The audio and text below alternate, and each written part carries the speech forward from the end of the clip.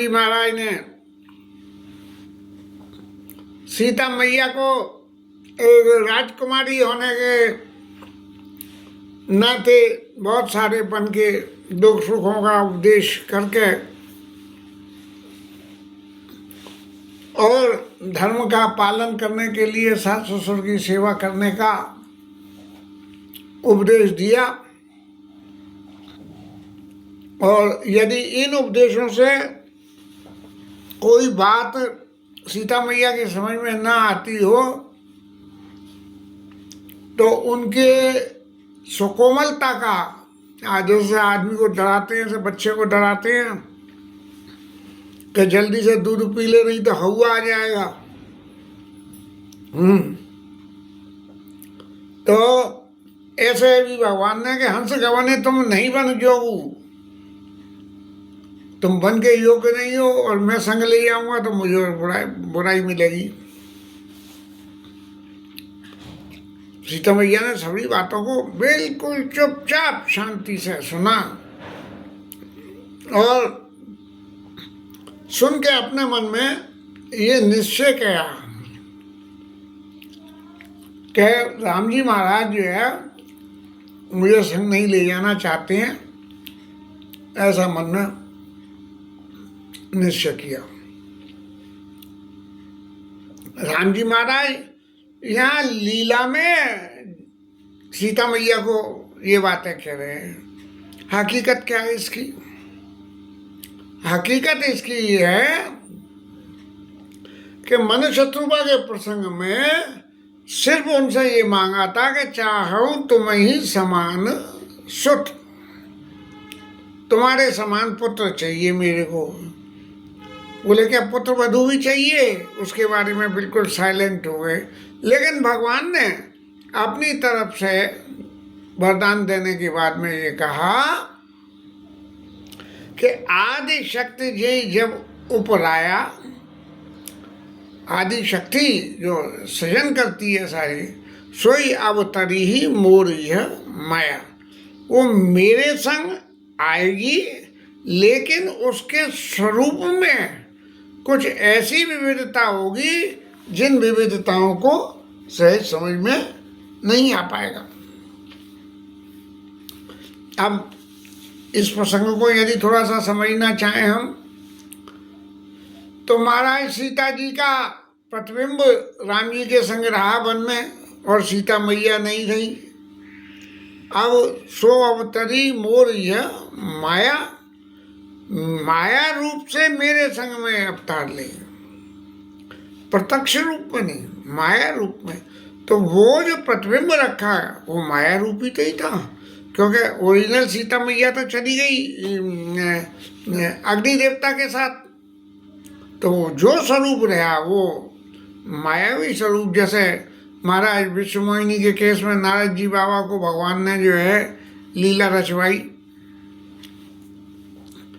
कि विश्वमोहिनी को, भगवान की माया को विश्वमोहिनी बनाया और नारद जी के पास भेजा और नारद जी कहने लगे जब तब कछु न होई यही काला, हे प्रभु मिले कवन विधि वाला। कैसे ही अब महाराज अब जो तपस्या कुछ नहीं होती, अब तो ये बाला स्त्री मिल जाए मेरे को। तो ये माया का स्वरूप जो है वो माया का स्वरूप है। भगवान ने यही कहा सो अवतरी ही मोर ये माया, ये मेरी माया है, वो अवतार लेके मेरी पत्नी के स्वरूप में आएगी सामने। लेकिन जैसे वो होता है ना, रामलीला में होता था कि जब वो शूर्पणखा का प्रसंग आता था तो जो सुंदरी बन के जो आती थी, क्या नाम है, शूर्पणखा, वो एक कैरेक्टर होता था, बड़े सुंदर श्रृंगार करके तुम पुरुष न मौसम नारी, यह संयोग विधि रचा विचारी, ऐसी बातें गोस्वामी जी ने लिखी। और फिर क्या होता था कि जब वो नाराज हो गई तो नाराज होकर वो असली वाली शूर्पणखा जो बन के आई थी वो तो घुस गई भीतर पर्दे के पीछे, और काले कपड़े पहन के एक दूसरी सीता वो शूर्पणखा आ गई और उसने सब तरह से जो है इनको डराने का काम किया। तो वही भगवान ने बड़े गुप्त शब्दों में सोई अवतरी मोर ये माया, वो अवतार लेगी लेकिन मेरी माया के स्वरूप से लेगी अवतार। माने वो प्रत्यक्ष रूप में वो नहीं आएगी, वो बैकिंग में रहेगी, लेकिन रहेगी माया के स्वरूप का अवतार होगा।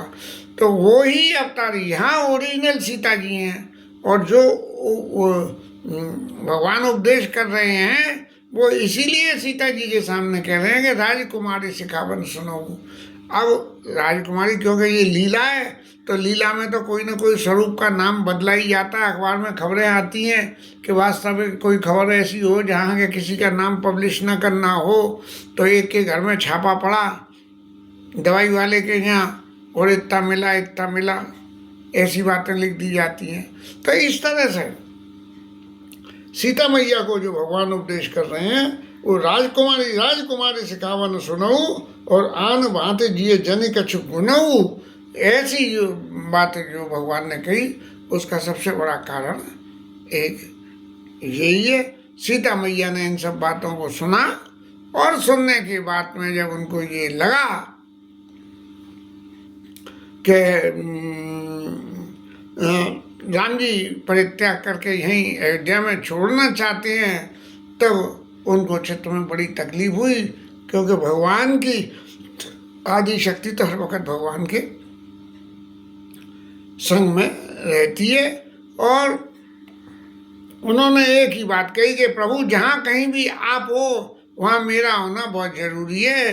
चंद्रमा सूर्य के संग में सूर्य की आभा, चंद्रमा के संग में चंद्रमा की आभा, और बिंब के संग प्रतिबिंब, ऐसी सब बातें जो है रहती हैं। इसीलिए उन्होंने जो है बड़ी दयनीय स्थिति में सासू मैया के चरणों को पकड़ के कहा कि क्योंकि सीधे सीधे शायद ऐसा भी था समाज में, हमने देखा था कि और लोगों के सामने पत्नी पति से आवाज़ से बात नहीं करती थी, इशारों से जरा जरा कहती थी। ये लीला थी, शायद कोई ऐसा ही स्वरूप रहा हो। तो इसलिए सीता मैया ने जो है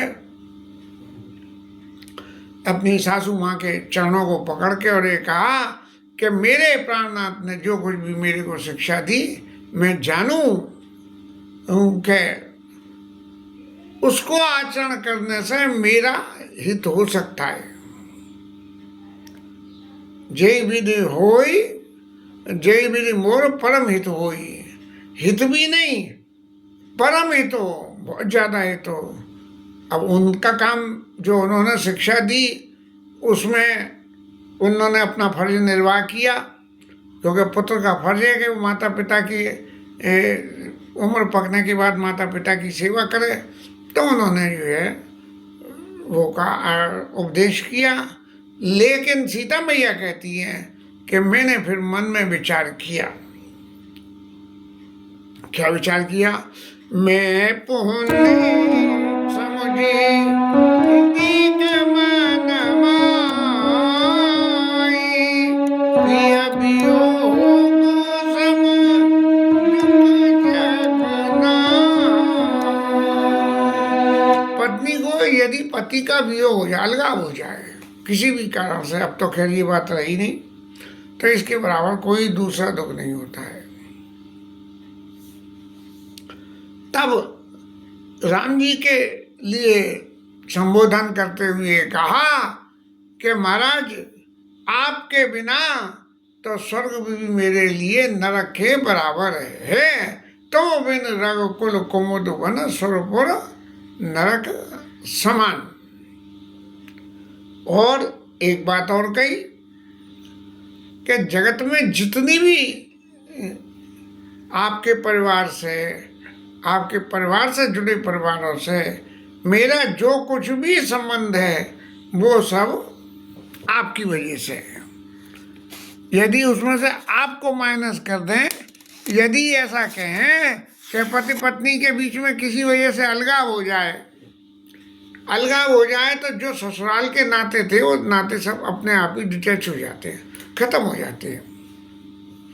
इसलिए आपके बिना मेरी आइडेंटिटी अपने आप में कुछ भी नहीं है।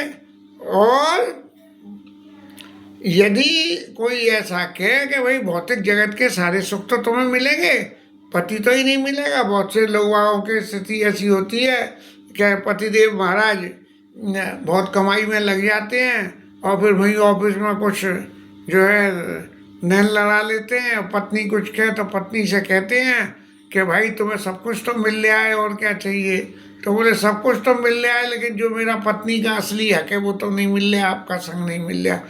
इस तरह से सीता मैया ने फिर उदाहरण और दिया कि जिय बिनु दिया नदी बिनु बारी तैसे ही नाथ पुरुष बिन नारी।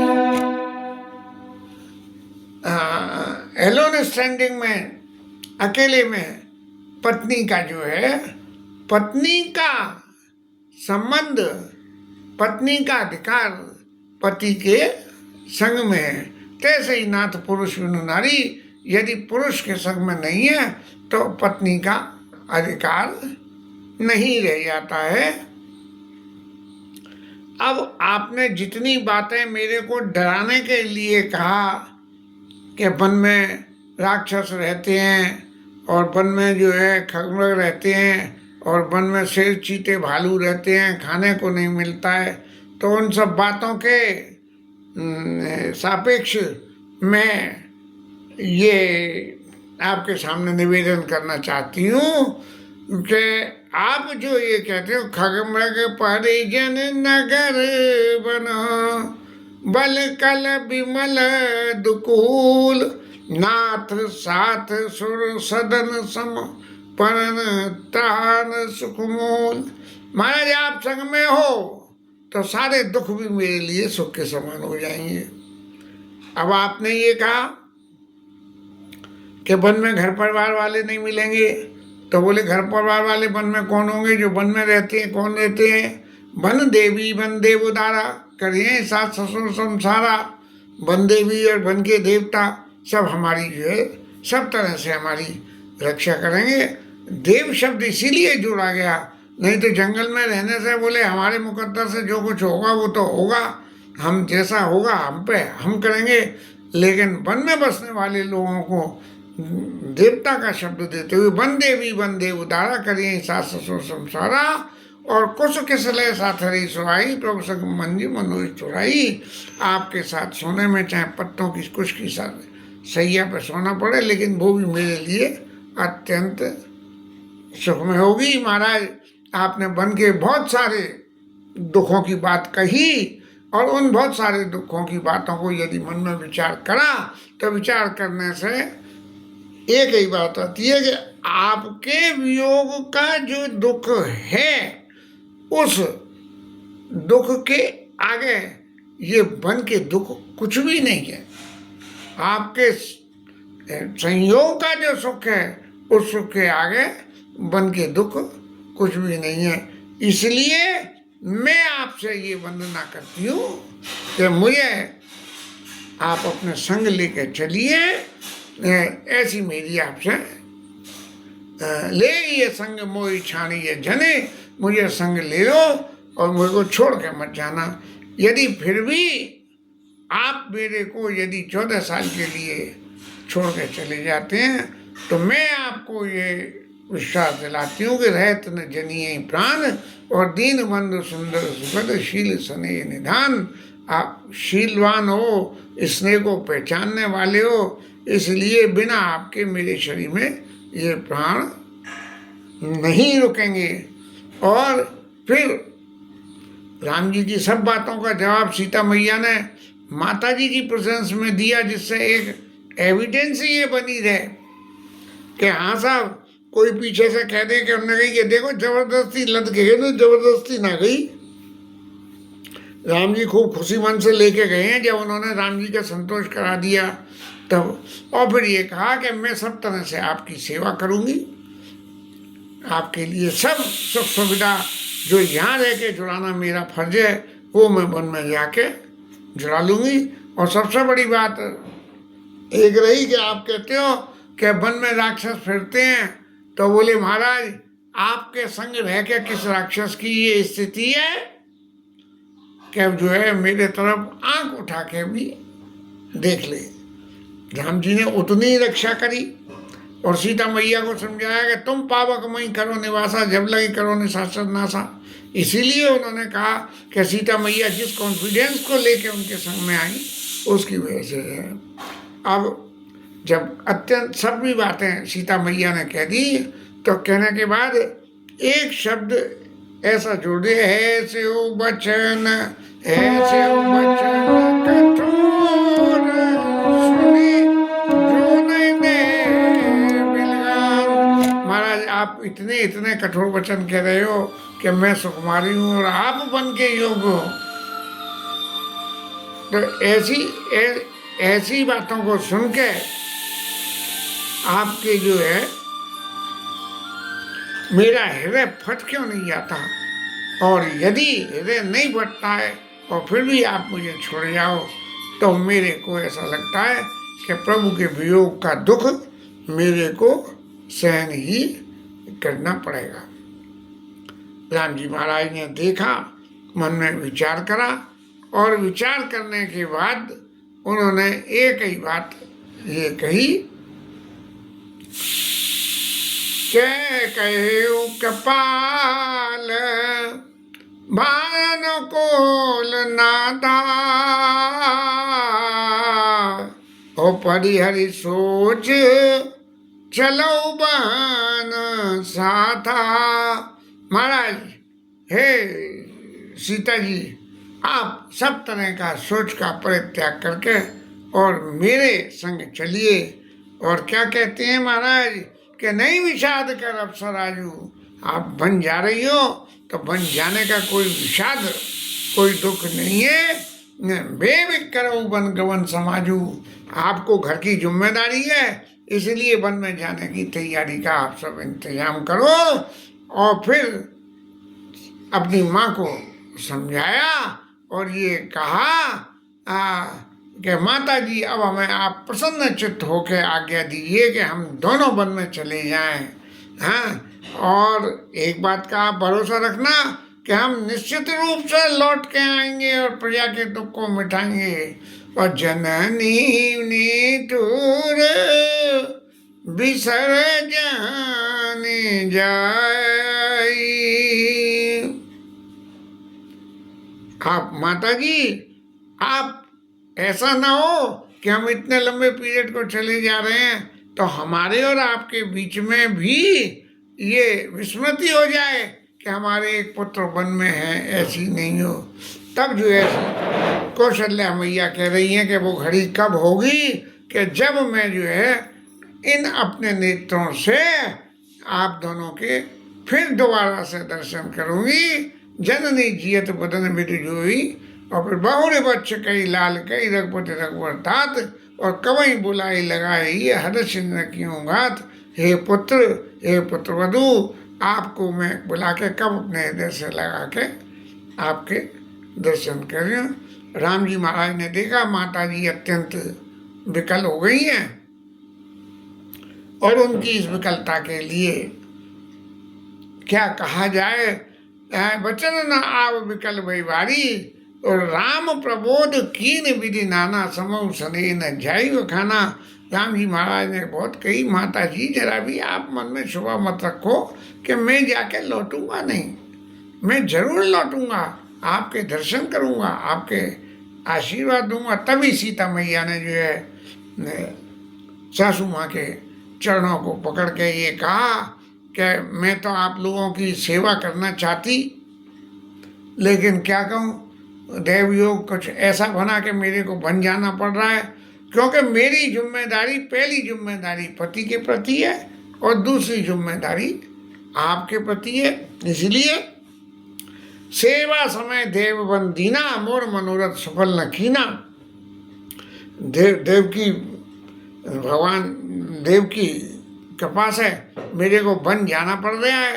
अब कोई कहने को तो ये कह दे कि भैया जाना क्या पड़ रहा है, सब तो तुम्हें रोकना ही कह रहे हैं, नहीं, लेकिन जीवन का जो उद्देश्य है, जो जीवन का आदर्श है, सबसे पहले उसमें पति की सेवा और फिर परिवार की सेवा जो है। और ऐसा कह के जब सीता मैया ने चरण पकड़े तो माता ने आशीर्वाद करा और आशीर्वाद करके ये कहा कि अचल हो ये बात तुम्हारा, जब लगे गंग जमुन जल धारा। गंगा यमुना की धार इस पृथ्वी पे जब तक है तब तक जो है तुम्हारा सौभाग्य अमर रहे। और अत्यंत तरह तरह से आशीर्वाद दे के और सीता जी से कहा चली ना आई पद पदों से अतिथि बारह बार। सीता मैया वहाँ से बन जाने की तैयारी करने के लिए अपने चल दी। ये सीता मैया का प्रसंग रहा। इससे आगे अब लक्ष्मण जी महाराज को खबर मिलती है और लक्ष्मण जी महाराज को एक तरफ तो जब राज्याभिषेक की खबर मिली तो राम जी के पास आए और राम जी ने मान सम्मान किया, लेकिन अब बन जाने की खबर मिली तब जो है लक्ष्मण जी महाराज अत्यंत व्याकुल होकर, जो स्थिति सीता मैया की थी उसी स्थिति में लक्ष्मण जी के प्रभु कहीं मेरे को छोड़ के न चले जाएं, ऐसे वियोग को लेकर राम जी महाराज के पास में आए और इस कथा को कर लेंगे।